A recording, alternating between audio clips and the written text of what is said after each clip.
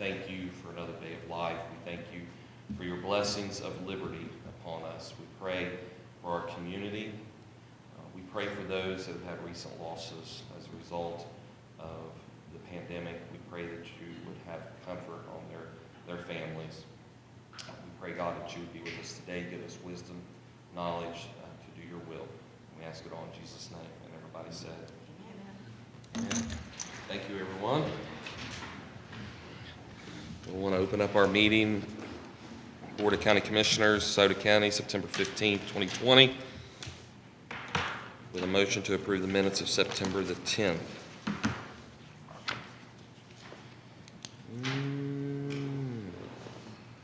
believe that'll need to come from I you. will make a motion to approve the minutes. And I will vacate the chair to second that motion. Ms. Coleman.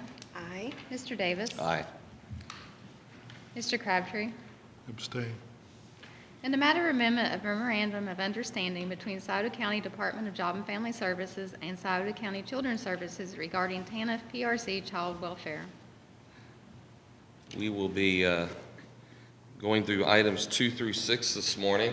We'll go ahead and do the legal part of that and the legislation part of that and everything, but we're also very honored to have our Director of Job and Family Services as well as Children's Services here today with us to go over these MOUs and discuss all of this. So there's quite a bit going on in regards to that. So welcome, both of you, to our meeting today. Any questions or comments in regards to item 2? Hearing none. I'll make a motion to approve. Second. Ms. Coleman. Aye. Mr. Crabtree. Aye. Mr. Davis. Aye.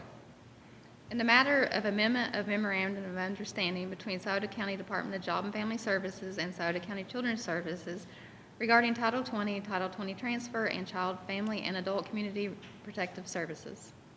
Questions or comments in regards to item 3 this morning? Hearing none. Motion to approve. I'll second. Mr. Crabtree. Aye. Ms. Coleman. Aye.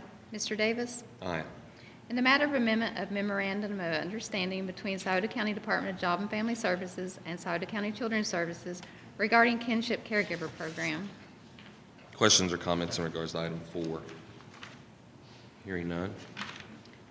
Motion to approve. Second. Ms. Coleman. Aye. Mr. Crabtree. Aye. Mr. Davis. Aye. In the matter of memorandum of understanding between Scioto County Department of Job and Family Services and Scioto County Children's Service regarding employee sharing. Questions or comments in regards to item 5? Hearing none. Motion to approve. I'll second. Mr. Crabtree. Aye. Ms. Coleman. Aye. Mr. Davis. Aye.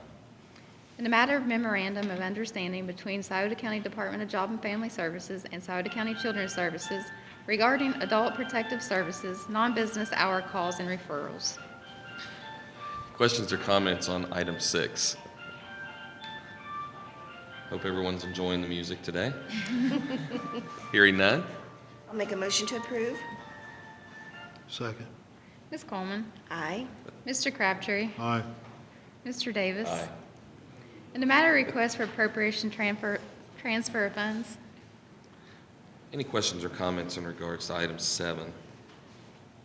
Hearing none. Motion to approve. I'll second. Mr. Crabtree. Aye. Ms. Coleman. Aye. Mr. Davis. Aye. In the matter of request for appropriation of funds. Questions or comments in regards to item 8?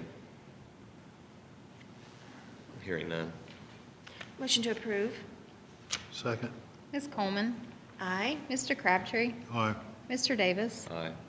In the matter of resolution, accepting the amounts and rates as determined by the Budget Commission and authorizing the necessary tax levies and certifying them to the county auditor. Questions or comments in regards to item 9? Hearing none. Motion to adopt. I'll second. Mr. Crabtree. Aye. Ms. Coleman. Aye. Mr. Davis. Aye. In the matter of designating trick-or-treat night in Scioto County, Ohio. Questions or comments in regards to item 10? Hearing none. Motion to approve. Second. Ms. Coleman. Aye. Mr. Crabtree. Aye. Mr. Davis. Aye. In the matter of approving payment of the regular schedule of accounts for the various funds, moral obligations, and the then and now certificates in the total amount of $936.63. Questions or comments in regards to item 11? Hearing none. Motion to approve. Second. Mr. Crabtree, Aye. Ms. Coleman, Aye. Mr. Davis. Aye. Aye. Mrs. Coleman, would you have anything in addition at this time? I have nothing at this time. Mr. Crabtree? Nothing. All right. Okay. Gentlemen of the press. Yes, sir. What item I see on there, trick or treat. Trick or treat. Definitely an item of interest to a lot of people. The trick or treat night for this year in Scioto County is set for Saturday, October the 31st, which is Halloween, 2020, from 5 p.m. to 7 p.m. Okay. Are you following the city too, or are they following you with that? I think that's the way they do it. Did the city take action last night on that, or did they discuss it? The mayor discussed it last night. He said he more or less agreed that they would go what you do. Okay, yes, and that was something we had actually talked about. He did, I wasn't sure, I didn't see that part of the mayor's conference agenda, but we did talk about that within the last couple of days, and I'd actually been in contact with New Boston as well, Councilman Mills. We had talked about, I'm not sure exactly what they've done in New Boston yet. That's typically what happens, is the county makes that decision, and then the other two, typically, they don't have to, but typically follow that lead. I will say this, I have been in contact with our county health department on this. They have not received any correspondence at all from ODH yet, Ohio Department of Health, on what that may look like. I'm sure at the minimum, we're talking about safe distancing, and I think what everyone should think about right now is everyone should be very well versed in how to do social distancing. So there's a lot of distance between now and October 31st. We are just now September 15th, so we are a month and a half out from that. That gives them plenty of time, so I don't think everyone should really concentrate on what that looks like right now. We know there will be masks, so we know that'll happen, and that's typically what happens with Halloween anyway. So I'm sure there will be some that'll opt out and say they don't want to be part of that. And I would say that between now and October 31st, there will be a plan put in place and some general guidelines on how to do that safely. And we'll just wait to see what the governor has to say. But the commissioners today, we did our part. This is typically our job. We have to set that date. So we've done that. And the reason we do that is because, believe it or not, we have a lot of adults that start calling in. And I've gotten several from private messages and text and on Facebook, people want to know because they like to take that day off, to be able to dress their children up and get them all set up for trick-or-treating and get prepared. So we're lucky to this year it falls on a Saturday. So unfortunately the Buckeyes won't be playing on that day. So at least we don't know. We're not really sure, but hopefully they won't be playing on that day as far as it being during those hours. But let's we'll wait and see. And I just hope everybody don't get in an uproar on this. Just let's wait and see what the state says and the health departments, city health department, county health department, I'm sure will react to whatever the state comes up with. So On items 2 through 6, is that an adjustment in services there? I don't think it would be an adjustment. I think it's a more of a Assumption? really putting down in writing exactly what we're doing. We have with us today the Director of Job and Family Services, Tammy Morton, who is with us, and then the Director of Children's Services, Jason Mantell, who are here. And I'm not sure if you prepared a statement on any of this that you might want to address. If you could at the lectern, please. And I'm sure that this is very interesting to a lot of people that are watching and will watch later, because these are really formalizing, that's the word I was looking for, formalizing a lot of what's being done between the two agencies and trying to find synergies. Tammy, if you could, please. Sure. Well, it's a pleasure to be here today for allowing Jason and I to come. We've had a really good experience working together. Jason's going to talk a little bit about our collaboration efforts in just a moment, but I wanted to go ahead and address the MOUs that JFS has put forth. Three of them, the first three are program specific.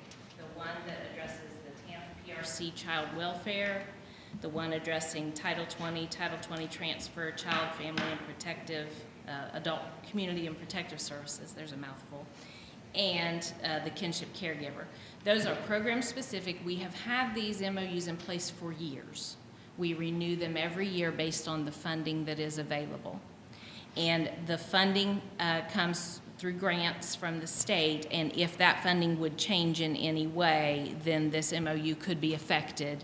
And of course, Jason and I would communicate that if there would be a reduction in funding. So the purpose of these three MOUs are similar in that they're direct services to the children. That's items 2, 3, and 4. Okay. Specifically, right? On the agenda. I don't have an agenda in front of me, but if Through you say kinship. they are through kinship, yes. that is correct. Okay.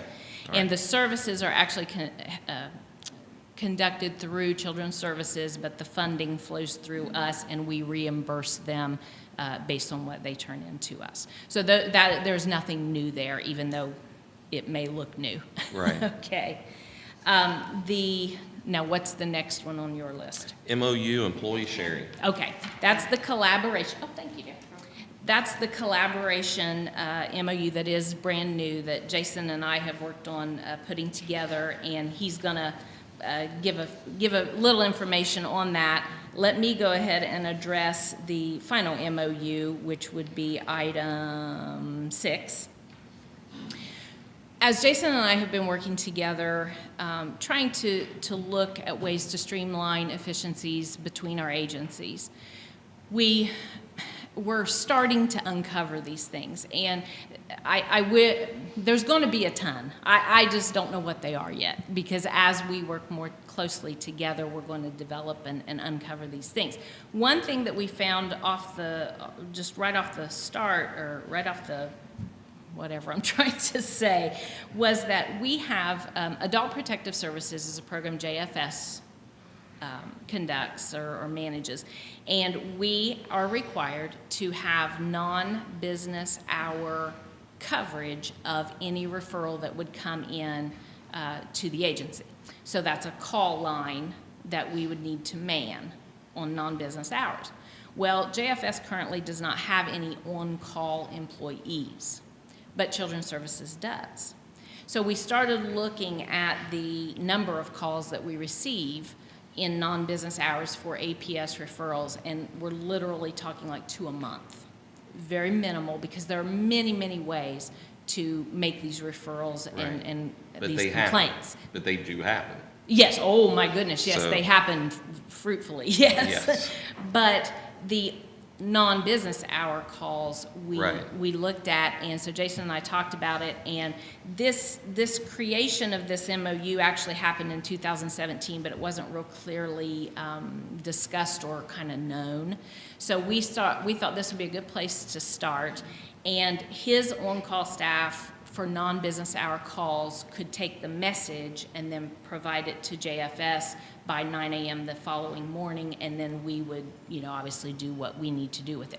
So Children's Services is not doing any of the work for it. They're simply taking the call, which meets compliance with what we need to do for non-business hour referrals, and then we handle it and work the case. So that was just an example of things that we're finding that we can partner on that allows a little more efficient. Certainly, to pay someone for an on-call status for a couple calls a month isn't real cost effective. Right. Not that we couldn't do it or wouldn't do it, but if we can use this partnership to work toward that, I think it's a more cost-effective way to do business. So that's one of the MOUs that we formally gave you today as well. So we're excited about that, and we're getting ready to have the training with the supervisors to get everybody on board with that. And Jason, do you want to talk a little bit about the collaboration? All right. Thank you. Thank you.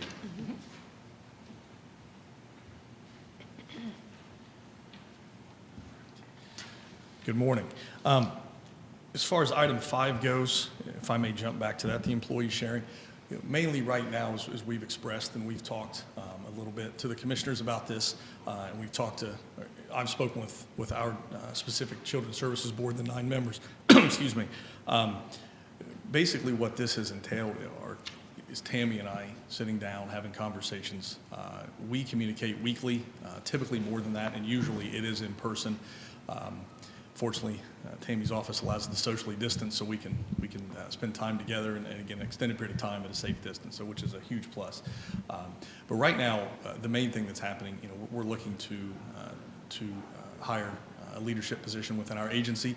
Tammy's extensive time in HR has been very helpful. When I was in public education, I spent a lot of time hiring employees as well. So we're working together and collaborating now to make sure that we get the best person for one of our supervisor positions. So that's currently what Tammy and I are working on. I know with these MOUs, a lot of it is almost like a foreign language if you're not familiar with this, with child welfare and adult welfare.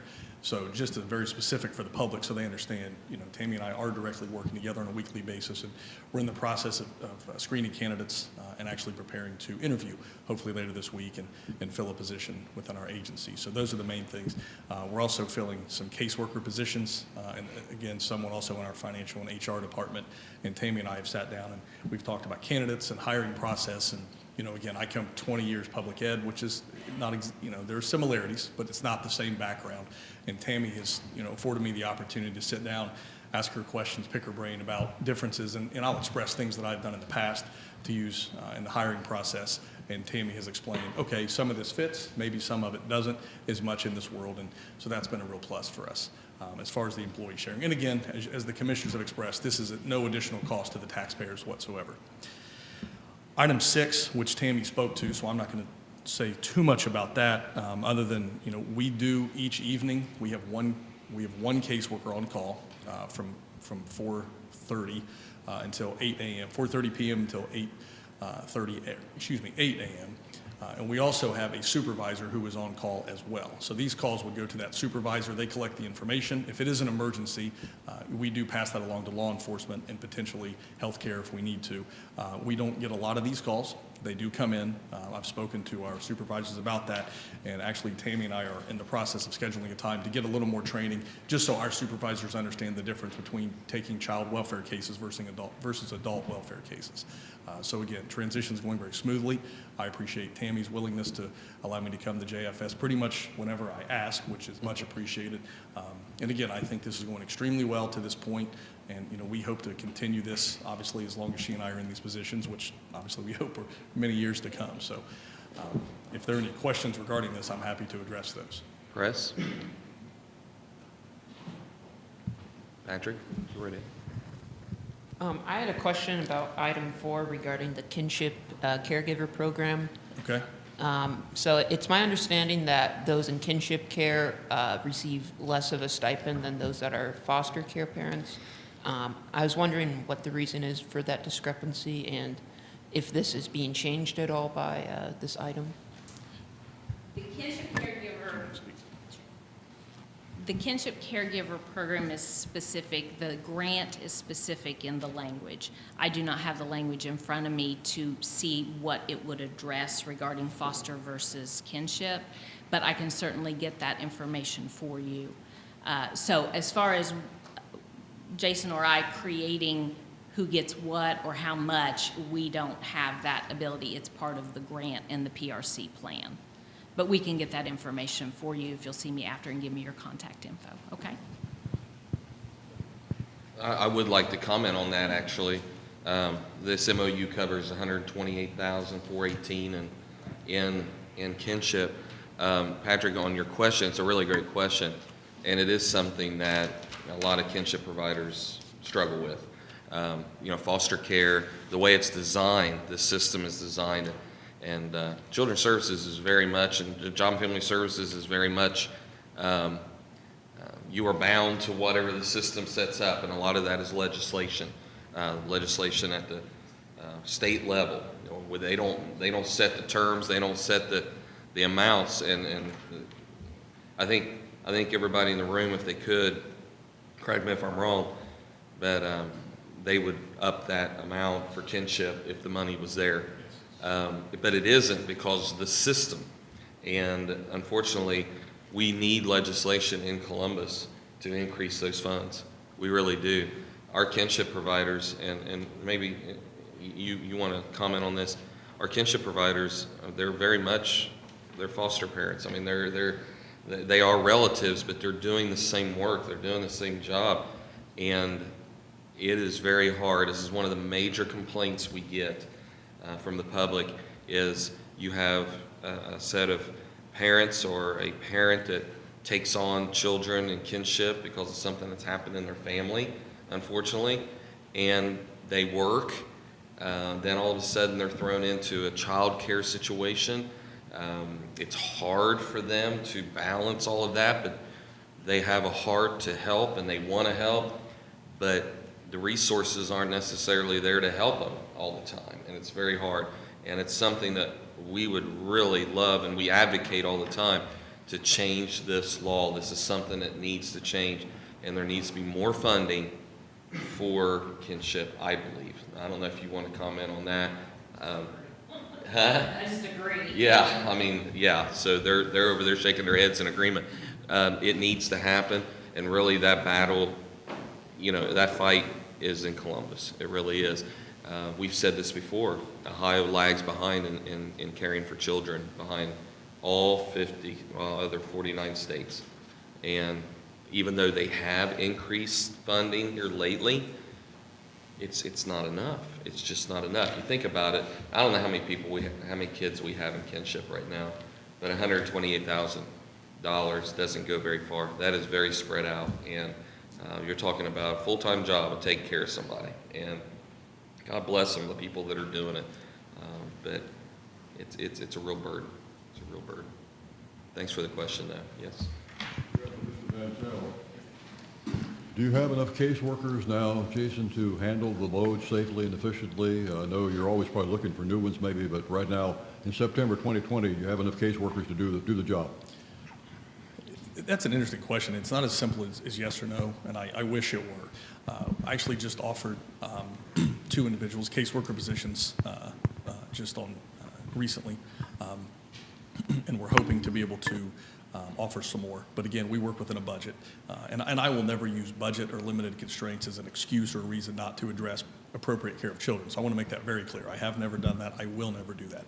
But we are at the mercy of a budget, the same as the commissioners, the same, as state government, federal government. So, we're working within our budgetary constraints, I think as effectively as possible. I actually sat down with our business administrator yesterday to discuss some potential items that I think would make, and again, not ready to be announced, but just so you're aware, some things that we may be looking to pursue in a way to expand, but be as frugal as possible. And again, I respect Mara as business administrator. She's done this for a long time, so she and I have regular conversations. So again, with the additional and hopeful to offer some more, I think we're on the right track. I know the state recommends that we stay in the neighborhood of 15 cases per caseworker. We are not there. I don't know that that's reasonable for our area right now. We're hopeful that we get to that point. So I feel a lot better today than I did, right before I got started, and obviously the day that I did start. So we are making some replacements.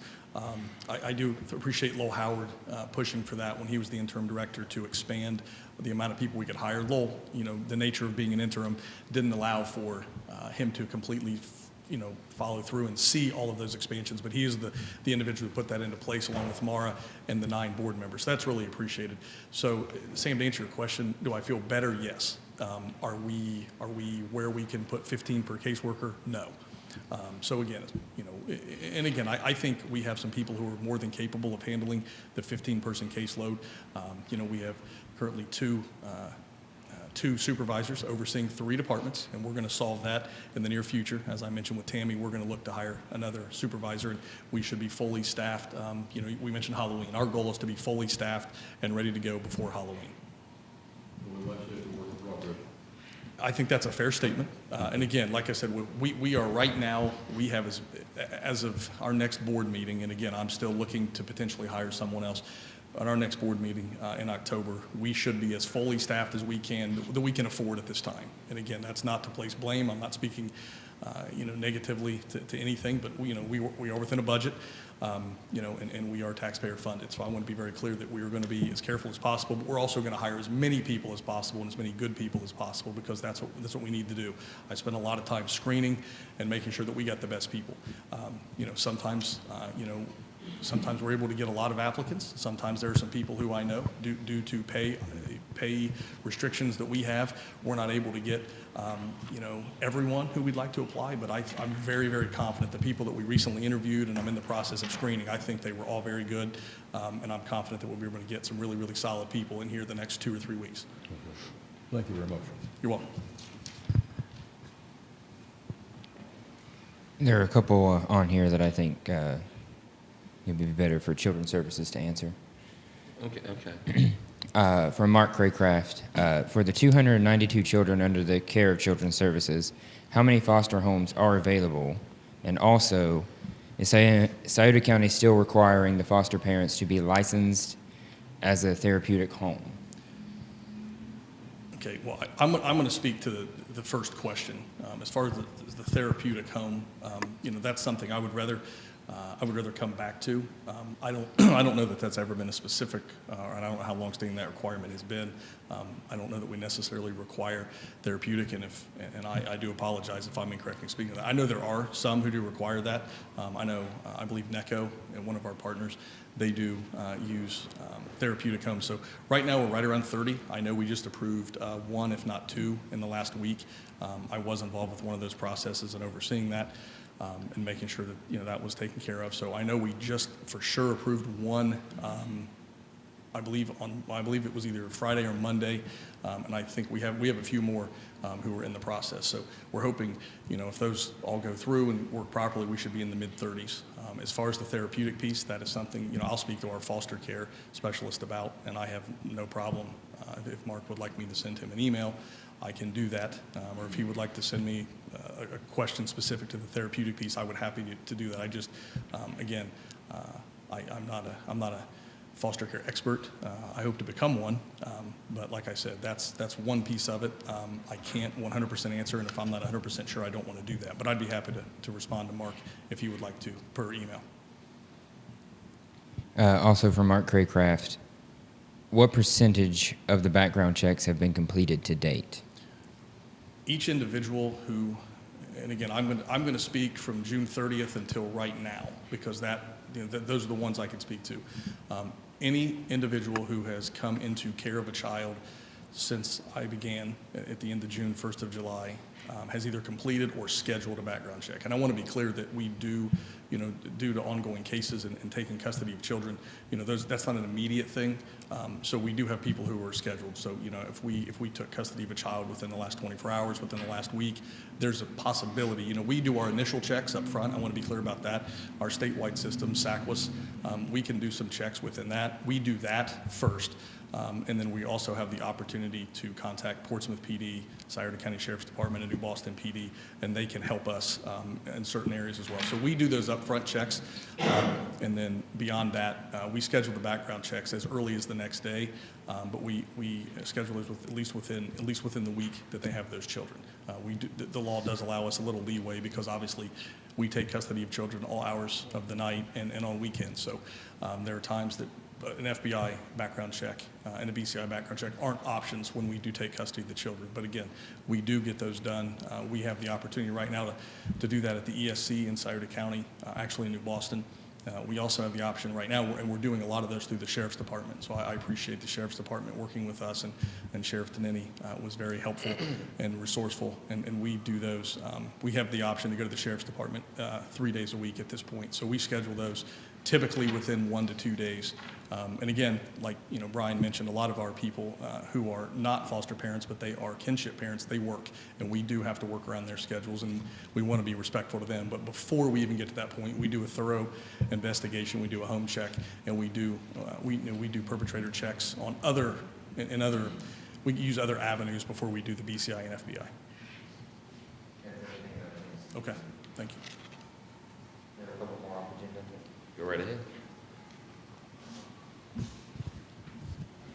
from Mark Craycraft. Sorry, let me find it. Okay. I have contacted the state auditor's office regarding their investigation into the sheriff cars. As of now, the email has been viewed by 22 different people and no one has answered. What current information do you have about the status of the investigation? We have not heard from them either, and we have requested the ability to move forward with disposing of those cars. Our prosecutor is working on that right now to gain access to those. So we are moving forward. Our goal is to move forward and get this done. No word from the auditor. We're not going to wait any longer. Also from Mark Craycraft. The 30 days have expired on the land bank bids and sales. When will there be a posting of those transactions? Also, will there be a list of all bids to show transparency in the sealed bidding process? Can be. I have not talked with Angie to see if all of the sales are final yet. I know they were supposed to get those done. I'm not sure if they all are. I think the statement that I made before was as soon as those are done, we would release that. And we have no problem doing so. None at all. And the other question was about the sealed bids, is that right? About what? There's a tally sheet. There was a tally sheet. So we can release that. That's not a problem. As soon as everything's done. We have to respect those individuals and their rights to, when they're buying property, they do have a certain amount of confidentiality that they are entitled to. So we're doing that. But I'll follow up on it because I did say that 30 days that would be done, but we need to check with our attorney to make sure they've done that. Sometimes it takes a little longer. Matter of fact, there was 2 properties that they were having trouble getting a hold of the bidders. So, okay, all right. Anyone else? Yeah, Patrick. Yes, go right ahead. So city managers yesterday talked about property taxes and how they're not being fully collected and how that could affect schools and services to the elderly. Mm-hmm. I'm just curious what the commissioner's role is in this and what you guys want to see. That is a great question, and I'm glad you brought that up because that was brought to my attention last night as well. I guess one of the councilmen made a statement that the commissioners are not collecting taxes. She is right. It's not our job. That is the auditor's job. Maybe a quick tax 101 lesson would bring that to bear. But anyways, just today in our meeting on item 9, we did a resolution accepting the amounts and rates as determined by the Budget Commission and authorizing the necessary tax levies and certifying them to the county auditor. That is us certifying that the levies are what they are, that have been voted upon by the citizens of Scioto County, and that those taxes need to be collected. I will tell you that we too really hate the fact that there are people in this county that don't pay their property taxes. We have talked about this how many times in the past. We fund positions in our prosecutor's office to go after individuals civilly in court that are habitual offenders of not paying their property taxes. I think some people would be very surprised if they took the time to look down through the list of who the individuals are that are not paying their taxes, who those people are. And I would encourage people to do that. It is true that property taxes are not being paid, and because of that, schools, DD, other agencies, fire levies, things like that are not being fully funded because people are not paying their fair share. All right?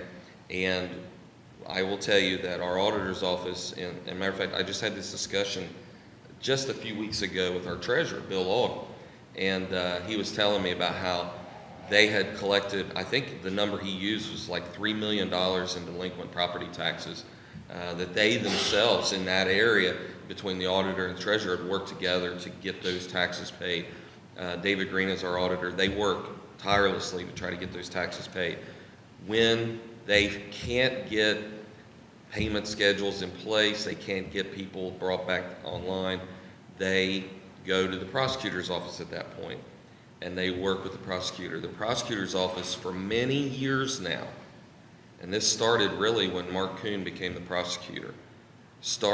They asked for funding, and Mike, I'm sure you were part of that, those discussions to find funding to have an assistant prosecutor that went to work on going after these delinquent property taxes. For many years now, they have collected over $1 million. And everybody needs to really, really, really understand that a lot of these property taxes are very, very, very hard to collect when they're in arrears. You have estates that have went bankrupt. You have people that have moved out of state. You have corporations or companies that have went bankrupt or are not paying. You have probate issues. You have all kinds of things that can come to bear. You can have liens on properties that it just creates a legal nightmare, Sam, to collect taxes.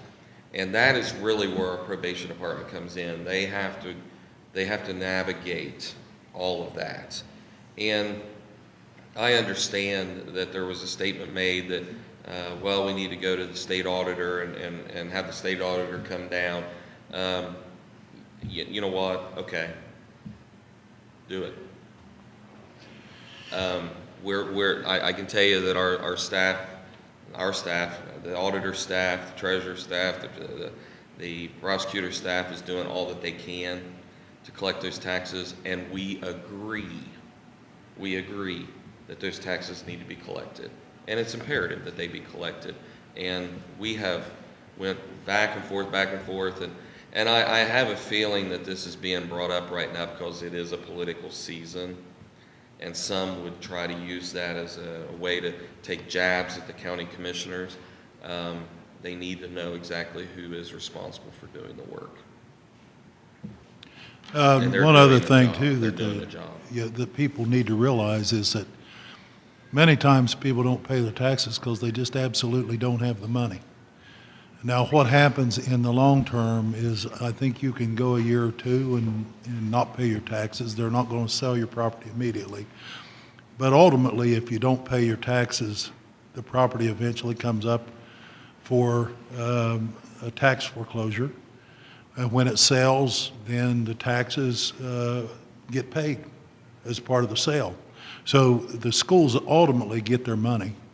But the reality is, in this world we live in, there are some times when people find themselves in a pretty tight financial situation, and it's not that they don't want to pay their taxes because they don't want to lose their home. It's just that sometimes people get in a position they cannot pay their taxes. And the sad part about it is eventually they lose their home, not only because of the taxes, but because they're not paying their mortgage as well. And nobody wants to be homeless. I don't think the people living on the backside of the levee are happy with the situation they're in, but we live in an imperfect world, and people need to realize that, this is not something that's just happening here in Scioto County because the county commissioners won't collect taxes. Because like Brian said, we don't collect the taxes, the auditor does, and the treasurer, and they work out agreements with some of these people so that they make it possible for them to catch those up in a period of time when they get in a tight spot. They have to sign an agreement to do that, and many times they do, and sometimes that doesn't happen, and they end up losing their property anyway. But the reality is everybody in this county are human, and we realize that, everybody don't have a six-figure income and no financial worries in the world. There are some people that do, and you've got to deal with those people, and you've got to deal with them in a humane fashion. So, for people to think that people that not paying their taxes, not all of them are scoundrels. There are a few that probably are, but not all of them are scoundrels. A lot of them are honest people that have found themselves in a tight spot. They're trying to catch up their taxes, and you have to work with them some way. And when they do get them paid, the schools and everybody that is entitled to some of that money, they get their money out of what taxes are collected on every year. So they always get their money. They don't get cheated out of anything. And certainly the commissioners don't have any say in that. Any agreement that's made with some of the people who are behind on taxes is done through the auditor's and treasurer's office. Patrick, it's a great question you asked, and I'm glad you did. And Mike, thank you for your words, because you're so right, and especially with the economy shut down, COVID-19, you name it, this is going to be, it's going to get worse. You had a lot of people that have lost income. We have businesses.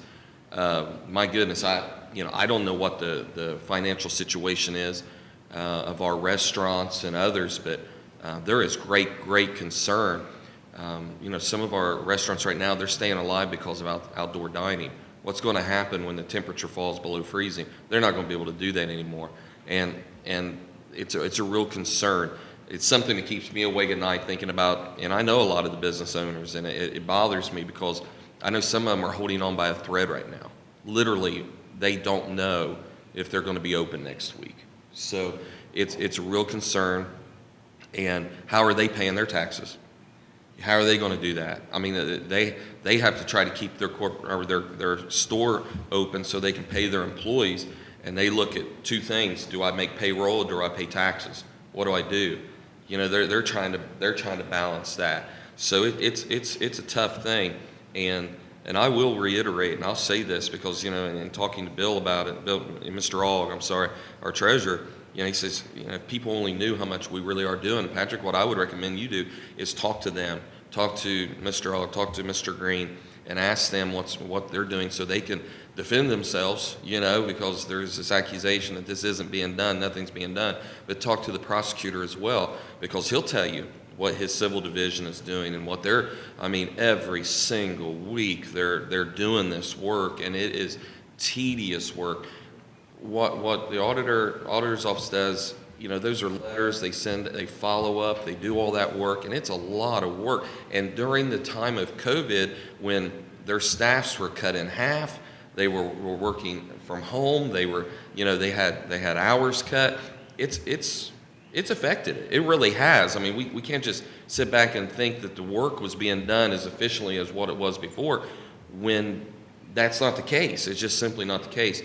But check into it, Patrick, and I think great story. I think you got a great lead into the story, but let people know what the process is. And I will say something too, Mike, and you brought this up and you hinted on it as far as the how people can make arrangements, to pay those. And I will say that our treasurer is very good about that. He, please don't hide from the debt. Come in and talk to them about it. Come in and talk to the treasurer, because they can enter into an agreement on payments to catch you up and things like that. And they're very good about that, because like Mike said, they've heard it all. People, life will take turns on you, and you gotta. As government needs to understand that. So, Bill. Treasurer Aug, sorry, will do that, and their office, for the most part, that's what they do, because nobody wants to see anybody evicted. Nobody wants to see anybody foreclosed on. So let's have some empathy here, and let's work together to try to solve the problem, because it is big. It's a big problem. With that really being is. said, though, I understand the neighbor that lives beside a house that there are some people on that list that are 30 years in arrears. 10, 15, 30. When they're not paying their taxes and they're not taking care of their homes, that devalues the person who is trying and paying their taxes. So I do have compassion for those. And the COVID, these are all things that have just happened. And I do have compassion and sympathy for them, and they will work through and pay their taxes. My concern is for those that have, I just had a gentleman come in from West Portsmouth last week, and he lives in a nice neighborhood. There is a property behind him. He believes that they're squatters. That's the term he used. And he came in and checked, and the property taxes have not been paid for 30 years.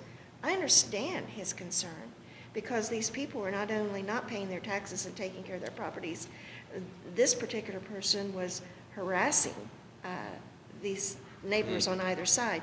So, you know, that's an entirely different issue. But I do understand the plight that some of our citizens are in due to COVID, but there is a real problem out there for the people that are just simply not paying taxes. And it's not fair to those that do. And the people that do pay their taxes, they want the properties around them to be kept up and not become drug houses and the things that they've had to endure. So I see both sides of the situation. And I'm sure, like you said, Patrick, when you go downstairs, they can tell you how they are handling those situations. I, for one, and I know you two have, anytime I get a call about this type of situation, more than a couple years, just blatantly living in a house and not paying taxes, and I turn it in, you know, I'll go downstairs and turn it in. And so we are doing what we can within the bounds of what we can do. But I do understand both sides of the situation. And we get those calls. I mean, literally, almost every week. And I know from the prosecutor's standpoint, they really work on the priorities. And I also know this, that if somebody comes in and says, like in your situation, what you're talking about, if you come in and say, listen, they're tax delinquent, I'll buy it. If you can get in at foreclosure, I'll buy it. You know, that at that point, that becomes a priority. Because if there's someone that wants to buy the property, well, that means that there is a disposition, there's a chance for disposition and getting it back on the tax rolls that way. And So we that had a happens. situation That happens. just a few months back on the west side where a woman was able to purchase the property beside her, and it was in such disrepair, but there were some people living in there, and when the sheriff came and checked them out, they weren't even from this county. They weren't even from the state. And they were, so they moved them out. She was able to buy the property. She actually demolished it, and it is, you know, that's a course of action. But it's just I don't know how they can ever collect all the taxes that are on that list. The list is enormous. They're trying, and then, like you said, the paperwork that you have to go through. You have to wait 30 days and then send out another. It's just. It highlights too, like the largest bill on that list is, I believe, is $786,000, which is New Boston Coke. You're never going to get that money. That money is never going to be collected, and that is where the land bank is actually attempting to work with the trust to get that in the land bank's name. The land bank can get those liens, and unfortunately those taxes, as I said, will never be collected. They will never pay those. Okay, so we're trying to get that out of the trust so that we can get the site cleaned up. See, it takes a team effort. I mean, it takes a lot of people involved, a lot of agencies involved to get this stuff done.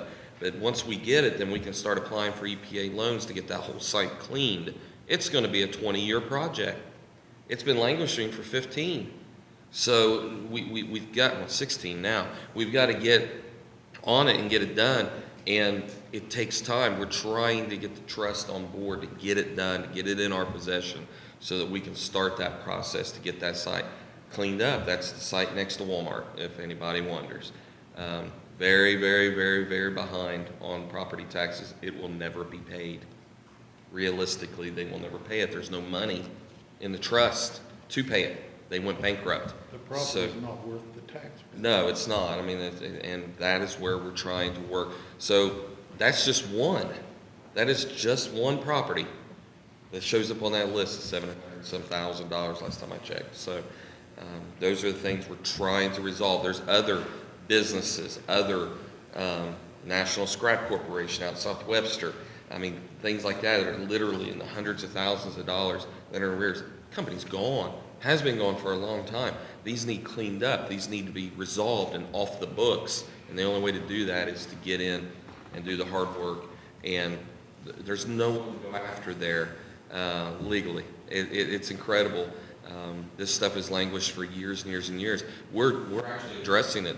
The prosecutor's office is addressing it now. It takes time. It takes a lot of time, and people don't understand the legal process is very slow to get that done. Good luck on your research. Anything else? All right, motion to adjourn. So moved. Second. Mr. Crabtree. Ms. Coleman. Aye. Mr. Davis. Aye. Thank you, everyone. Wow. We all, yeah.